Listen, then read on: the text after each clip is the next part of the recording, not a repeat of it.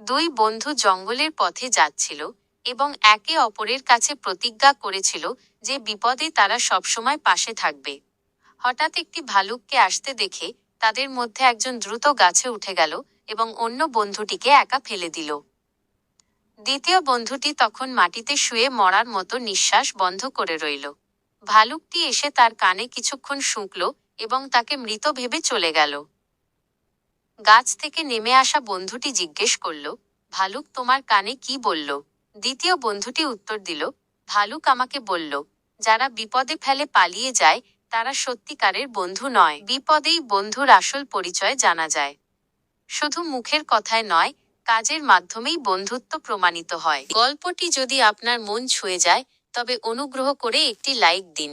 আর আমাদের এই গল্প নতুন নতুন শিক্ষামূলক গল্প বানাতে অনুপ্রাণিত করতে এখনই সাবস্ক্রাইব করে পাশে থাকুন।